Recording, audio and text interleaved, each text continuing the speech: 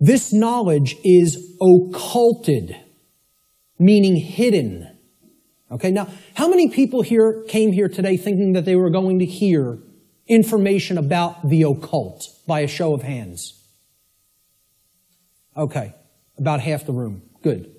Okay, for the rest of the people, that may come as a shock. But what you have to understand right off the bat is that the word occult, it's simply derived from Latin, the Latin adjective occultus. Occultus in Latin means hidden, hidden from sight. And it's derived from the Latin noun oculus, which means eye. Okay? The word ocular in English means related to the eye or related to sight or vision. So what the occult is something, it is a body of knowledge that has been hidden away for a specific reason.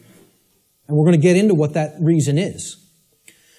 Okay, so from the term oculus or eye in Latin comes the verb occultare. Occultare means to hide, to conceal, or to keep secret. To keep hidden from the eye so that it cannot be seen.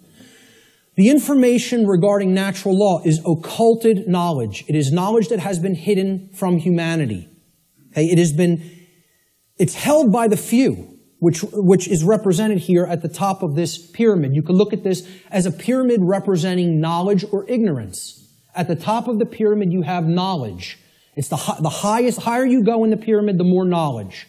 Okay? But the pyramid tapers because at the top, very few people understand that information. Very few people have that knowledge and have actually integrated it into themselves to the point where it becomes understanding. All right? Down here, you have no knowledge, the ignorant masses. Okay?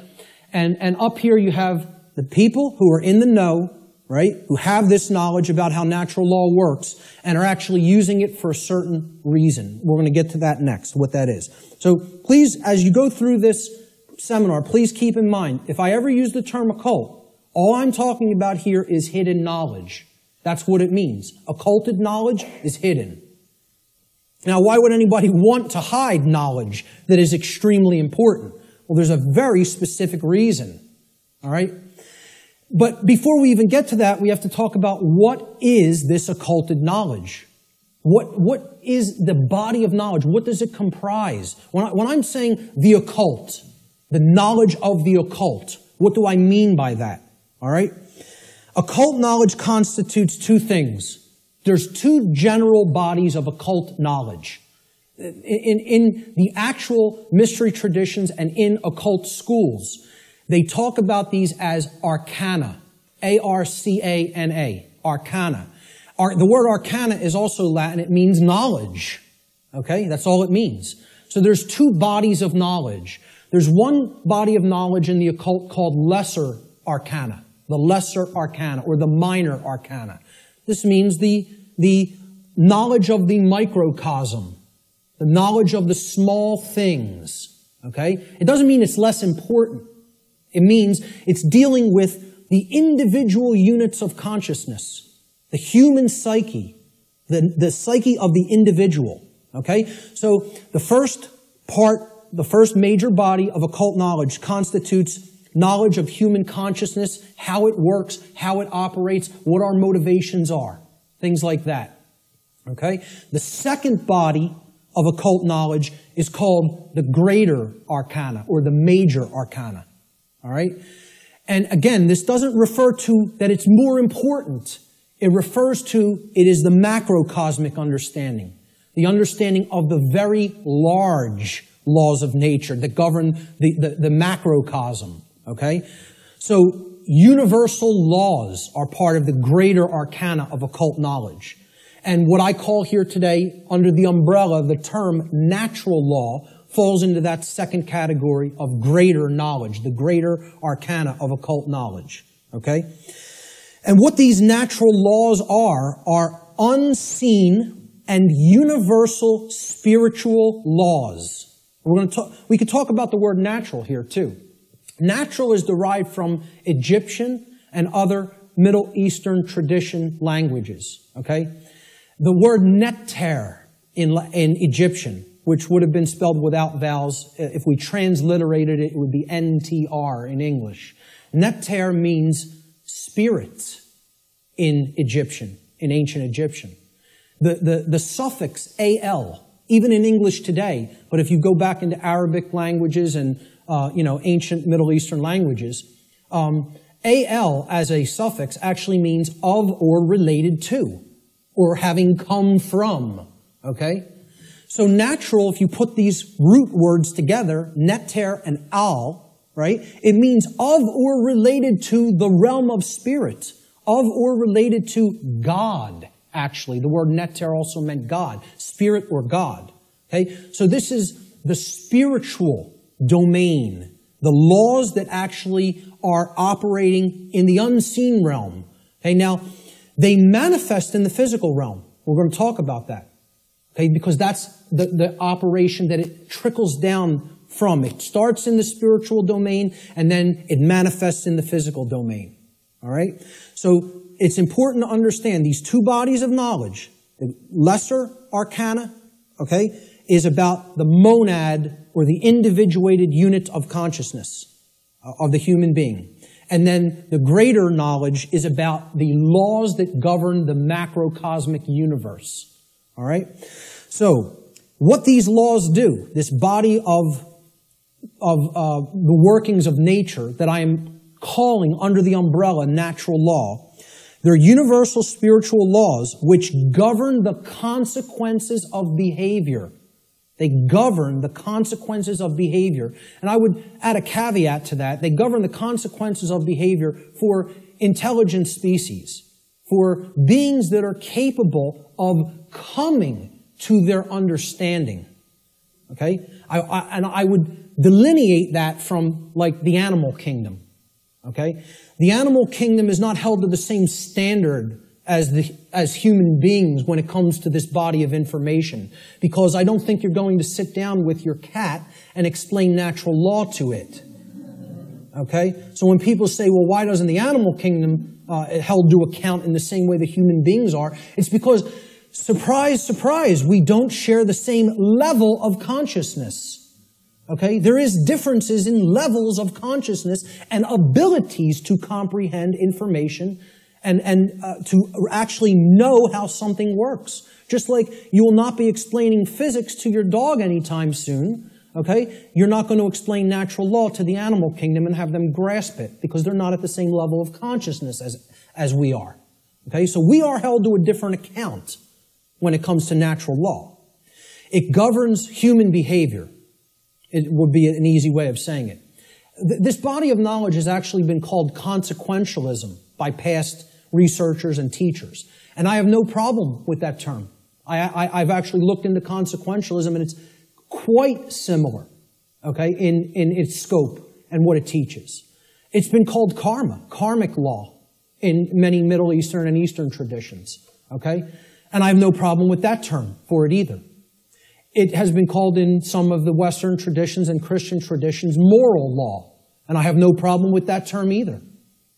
Religionists have called it God's law, and I have no problem with that term either.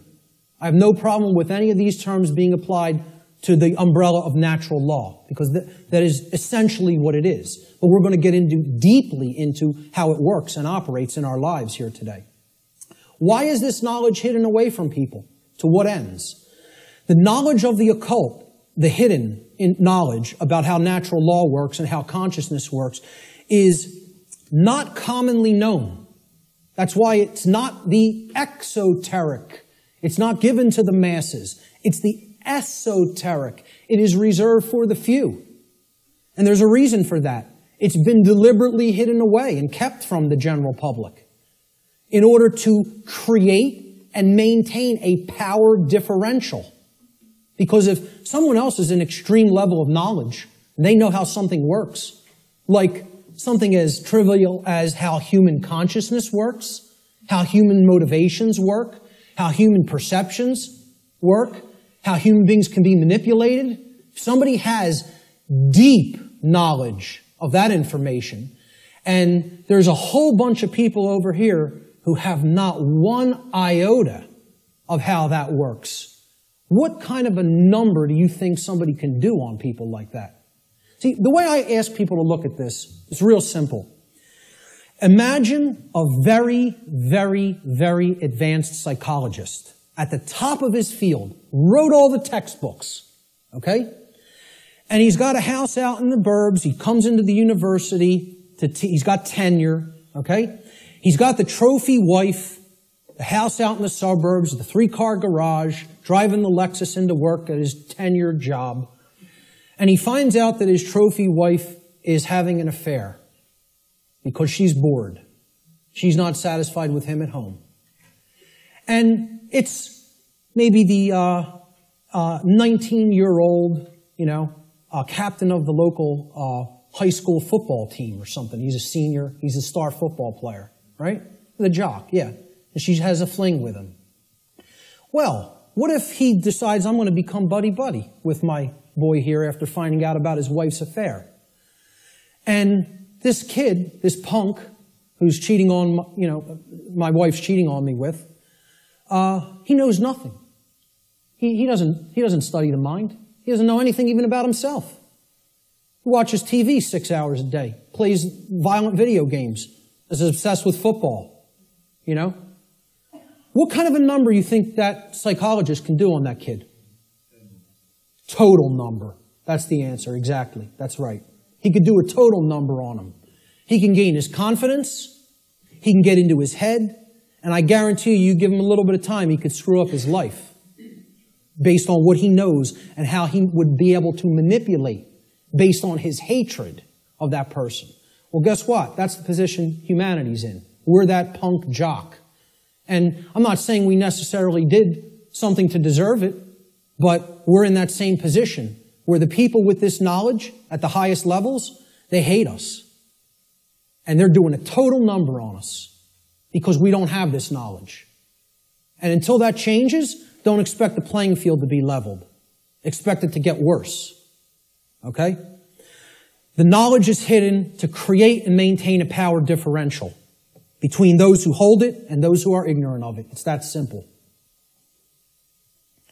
The knowledge of natural law and its operations constitutes what I call the most deeply occulted or hidden information that exists on this planet. You will not find any more hidden information. This is the thing that all the distractions are there for, to keep you from learning. The endless trivialities, the nonsense you hear on the news, all the video games, all of the nonsense television, the sports, it's all there to keep people from understanding this. And I can't get you to accept that or believe it, and I don't ask you to believe it. I'm telling you that's what they're trying to, from my years of being inside occult traditions that are very, very dark. I'm telling you, this is what they don't want you to know. From firsthand experience. How many people here today know that I was involved in the dark occult in my past? Good. Great. Okay. The powers that be want to seek to keep this information hidden from the people of the earth at all costs, because understanding this information about natural law will level the playing field and put an end to the currently entrenched systems of control that are operating on the earth.